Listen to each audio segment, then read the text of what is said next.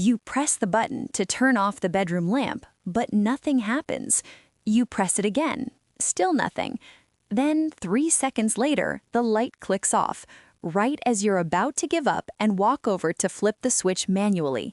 That hesitation, that friction, is the difference between a smart home that works and one that just exists.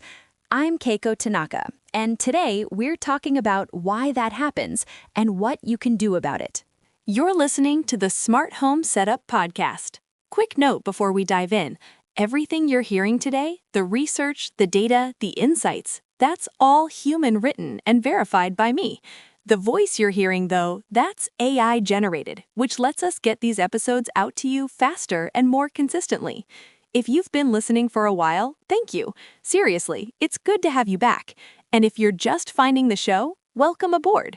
We release new episodes every Monday, Wednesday, and Friday, covering everything from protocol comparisons like today's to practical automation setups you can actually use. All right, here's what we're diving into. Why some smart home networks respond instantly and others leave you standing there waiting. Mesh network reliability is rarely about theoretical performance. It's about whether the lamp in the corner bedroom responds when you're already halfway down the hallway, whether the motion sensor in the back closet triggers the sconce before you fumble for a switch. In a home where technology should feel like thoughtful architecture rather than a collection of gadgets, network reliability determines whether automation fades into the background or constantly reminds you it exists. Zigbee, Z-Wave, and Thread each build their mesh networks differently, and understanding those differences means the difference between a home that anticipates your needs and one that stutters through them. So, what exactly is mesh network reliability? It refers to how consistently smart home devices communicate across a self-healing wireless network where each device can route signals through multiple paths. Unlike traditional Wi-Fi networks that rely on a single router broadcasting to all devices, mesh networks use each connected device as a potential relay point, creating redundant pathways so a signal can find its way around obstacles, interference, or a single failed node. In practical terms, reliability encompasses 3 interrelated qualities: how quickly devices respond to commands, that's latency, how consistently they maintain connections, that's uptime, and how gracefully they recover when something goes wrong, that's fault tolerance. A ceiling-mounted sensor in the hallway might communicate directly with your hub, or it might route through a smart plug in the bedroom, then through a switch in the bathroom, whichever path offers the strongest, most stable connection at that moment. The protocols that govern these networks, Zigbee, Z-Wave, and Thread, each make different architectural choices about radio frequency, hop limits, routing algorithms, and how devices discover and maintain their connections. Those choices ripple outward into how your home actually feels to live in, whether lights flicker on predictably, whether door locks respond before you've turned the handle twice, whether automations fire in the rhythm you've come to expect. Now let's dig into how mesh networks actually function. The elegance of a mesh network lies in its adaptability. When you press a button or trigger a motion sensor, the resulting signal doesn't necessarily travel in a straight line to your hub. It takes the path of least resistance, hopping from one device to another until it reaches its destination. Zigbee operates on 2.4 GHz, the same frequency as most Wi-Fi networks and microwaves. It supports up to 65,000 devices per network and allows signals to hop through up to 30 intermediate devices. In practice, most Zigbee networks self-organize around 15 to 20 hops maximum before performance degrades. The routing protocol is dynamic. Devices constantly assess signal strength and interference, adjusting their routes every few seconds. This means a lamp that routes through your living room outlet today might route through the hallway switch tomorrow if interference from a new Wi-Fi router makes the original path less reliable. A typical automation might look like this. If motion is detected in the bedroom and the time is after 10 p.m., then set the hallway light to 10% brightness with a 2-second transition. The route might go from motion sensor to smart plug A to hallway switch to hub. Latency is typically 180 to 400 milliseconds. If that route fails, it retries via smart plug B to the hub, which adds another 200 to 300 milliseconds. Z-Wave operates on sub-gigahertz frequencies, 908.42 MHz in North America, 868.42 MHz in Europe, deliberately avoiding Wi-Fi congestion. Each Z-Wave network supports up to 232 devices, with signals limited to 4 hops between source and destination. That hard limit forces more deliberate network design. You can't simply scatter devices and hope the mesh figures itself out. But the lower frequency penetrates walls and furniture more effectively, and the reduced hop count typically delivers lower latency, 100 to 250 milliseconds, for most commands. Here's an example. If the door lock state is unlocked and security mode is set to away, then send a phone notification saying the front door opened while away and start recording on the hallway camera. The route goes from door lock to outdoor outlet to hub, with a maximum of 4 hops. Latency is typically 100 to 250 milliseconds. If the mesh route fails, it falls back to a direct connection to the hub. Thread operates on 2.4 GHz like Zigbee, but with a fundamentally different architecture. It's built on IPv6, making each device internet addressable through a border router. Thread networks support unlimited hops in theory, but performance degrades beyond 16 to 20 in practice. The protocol prioritizes battery life for sleepy end devices, sensors that wake periodically rather than staying constantly active. And it seamlessly integrates with Matter 1.4, the cross-platform standard adopted widely in 2026. An example automation: if the living room temperature sensor reads above 24 degrees Celsius and the time is between 2 p.m. and 6 p.m., then close the smart blinds to 50%. The route might go from sensor to thread router A to thread router B to border router to hub. Latency is typically 150 to 350 milliseconds. If the connection is lost, the system maintains the last state and retries every 30 seconds. One evening in a client's home, we watched a thread motion sensor trigger a sequence of hidden lights along a corridor. The sensor routed through 3 thread-enabled outlets before reaching the border router, adding roughly 300 milliseconds of latency, but providing bulletproof reliability even when the nearest outlet was temporarily unplugged. The lights still responded before the client reached the midpoint of the hallway, creating the seamless experience where technology feels like intuition rather than machinery. So, why does mesh network reliability matter for your home? In a thoughtfully automated home, reliability isn't about uptime percentages or theoretical throughput. It's about whether the space responds to your presence before you consciously notice the response. Unreliable networks introduce hesitation, a fractional delay that pulls your attention toward the technology rather than letting it dissolve into routine. You become aware of smart home devices precisely when they fail to deliver the experience you've come to expect. The protocols differ in how they handle failure. Zigbee networks, with their unlimited hops and aggressive rerouting, tend to maintain connectivity even when multiple devices drop offline. But that flexibility introduces variable latency. A command that took 200 milliseconds yesterday might take 600 milliseconds today if the mesh reroutes around a failed outlet. For lighting scenes, that inconsistency is perceptible, a ripple effect where some lights respond immediately and others lag by half a second. Z-Wave's 4-hop limit forces more intentional placement. You can't paper over gaps in coverage by adding more devices, but when properly deployed, Z-Wave networks deliver remarkably consistent latency, typically within a 50-millisecond window for identical commands. That predictability matters when orchestrating sequences: door unlock, disarm security, fade up entryway lights, adjust thermostat. Each step flows into the next without stuttering. Thread networks offer a middle path with lower power consumption than either Zigbee or Z-Wave for battery-powered devices, but with the added complexity of requiring a border router to connect to your hub.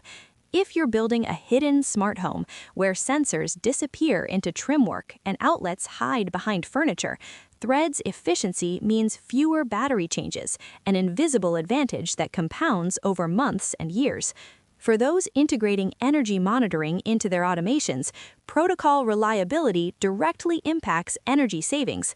A delayed command means lights burn longer, HVAC runs past its set point, appliances remain active when they should cycle off. Across a year, mesh instability measured in milliseconds translates to kilowatt hours wasted simply because the network couldn't deliver commands when intended. Let's talk about protocol-specific reliability characteristics. Each protocol makes architectural trade-offs that manifest differently depending on your home's physical layout and how you use automation. Zigbee excels in device density. You can cluster dozens of sensors in a single room without overwhelming the network, but it suffers from Wi-Fi interference. If your home has multiple Wi-Fi access points, neighboring networks, or smart appliances that broadcast on 2.4 GHz, Zigbee performance degrades unpredictably. The solution is either careful channel selection. Most Zigbee hubs default to channel 11, 15, 20, or 25, so check your Wi-Fi channels and choose Zigbee channels at least 5 channels away, or switching to Z-Wave entirely. Zigbee also tends to fragment into subnetworks if you mix manufacturers. A Philips Hue bulb may not reliably route signals from an IKEA motion sensor, even though both use Zigbee, because they implement routing tables differently. Z-Wave avoids Wi-Fi interference entirely, but introduces compatibility complexities. Z-Wave Plus and the newer Z-Wave Long Range use different radio characteristics, and older Z-Wave devices from before 2013 don't interoperate smoothly with current generation controllers. The 4-hop limit also means careful planning. In a sprawling single-story home or a narrow multi-story townhouse, you need strategically placed always-on router devices, smart plugs, in-wall switches, to bridge gaps. The advantage is that once deployed, Z-Wave networks rarely require re-optimization. They're stable year over year, device firmware updates don't disrupt routing, and adding new devices typically integrates seamlessly. Thread is still maturing in 2026, with the protocol deeply intertwined with Matter's cross-platform promise. Thread's strength is interoperability. An Eve door sensor can route through a Nanoleaf light panel, then through a Google Nest hub acting as border router, all without proprietary bridges. But that flexibility comes with a learning curve. You need to understand which devices act as thread routers, always on, mains powered, versus sleepy end devices, battery-powered sensors that sleep between readings. And you must maintain at least one border router per network segment. Thread networks self-heal aggressively, but the initial configuration, assigning IPv6 addressing, ensuring your border router firmware is current, verifying Matter controller compatibility, demands more technical fluency than Zigbee or Z-Wave. Moving on to some frequently asked questions. Which mesh protocol is most reliable for a multi-story home with thick walls? Z-Wave's sub-gigahertz frequency penetrates walls and floors more effectively than Zigbee or Thread's 2.4 GHz, making it the most reliable choice for homes with plaster, brick, or concrete construction. Expect 30 to 40% better signal penetration compared to Zigbee in dense materials. However, you'll need to place mains-powered Z-Wave devices, smart plugs or switches, strategically on each floor to maintain the 4-hop limit, typically one router device for every 30 to 40 feet in challenging construction. Can I mix Zigbee, Z-Wave, and Thread devices in the same automation? Yes, but only if your hub or controller supports multiple protocols simultaneously and exposes them through a unified automation platform like Home Assistant, SmartThings, or Habitat. The automation logic itself runs on the controller, not within the mesh networks, so latency increases because each command must travel from controller to protocol A device, back to controller, then to protocol B device. Expect 200 to 500 milliseconds of additional latency per cross-protocol step, and understand that if one protocol's mesh degrades, the entire automation may fail, rather than gracefully falling back. How many router devices do I need for a reliable mesh network? For Zigbee or Thread, place one always-on router device within 20 to 30 feet of any battery-powered sensor or switch, avoiding metal cabinets and aquariums that block signals. A typical 2,000 square foot single-story home needs 6 to 8 router devices. Add 3 to 4 more per additional floor. Z-Wave requires fewer, often 4 to 6 devices for the same footprint, but placement is more critical due to the 4-hop limit. Test by checking signal strength in your hub's diagnostic tools. Anything below -70 dBm indicates a weak connection that needs an additional router nearby. What happens to my automations if the mesh network fails? It depends on the protocol and how your automation is structured. Zigbee and Z-Wave devices lose all intelligence when disconnected from the hub. Lights revert to dumb on-off switches, sensors stop reporting, locks require manual operation. Thread devices with Matter support may maintain local functionality if the Matter controller supports distributed logic, but most 2026 implementations still require hub connectivity. For critical functions like security or access control, design fallback behaviors. For example, if hub offline is true, then door lock default state equals locked and notify via cellular that the hub is offline and locks are secured. Does mesh network reliability improve over time as I add more devices? Only to a point. Zigbee and Thread networks become more resilient with additional router devices up to roughly 15 to 20 routers per zone, after which routing overhead begins to degrade performance as devices spend more time recalculating optimal paths. Z-Wave networks don't benefit significantly beyond the minimum number of routers needed to maintain 4-hop coverage. The key is strategic placement of router devices to create overlapping coverage zones, not simply adding more devices hoping the mesh self-optimizes. Use your hub's network map tool every few months to identify weak nodes and reposition devices accordingly. Mesh network reliability isn't an academic exercise. It's the invisible architecture that determines whether your home feels responsive or hesitant, whether automation blends into daily rhythms or constantly reminds you it's there. Zigbee offers density and flexibility at the cost of Wi-Fi interference and variable latency. Z-Wave delivers predictable, low-latency performance with deliberate placement requirements. Thread promises cross-platform interoperability and efficiency for battery devices, but demands more initial configuration. The protocol you choose matters less than how thoughtfully you deploy it, understanding hop limits, strategically placing router devices, testing latency with real-world automations, and designing fallback behaviors for inevitable failures. A reliable mesh network is one you never think about, where lights respond before you've consciously registered the trigger, where doors unlock as your hand reaches the handle, where the home anticipates rather than reacts. That seamlessness is the outcome of choosing the right protocol for your architecture and use patterns, then building the network with the same intentionality you'd bring to any other design decision. That wraps up this episode of the Smart Home Setup Podcast. Thanks for listening. We'll be back Monday, Wednesday, and Friday with more episodes like this one. If you've got a minute, leaving a 5-star rating and a quick review actually makes a real difference. It's how other people find the show when they're searching for smart home help. And if you haven't subscribed or followed yet, go ahead and do that so you get notified the second a new episode drops. Talk to you soon.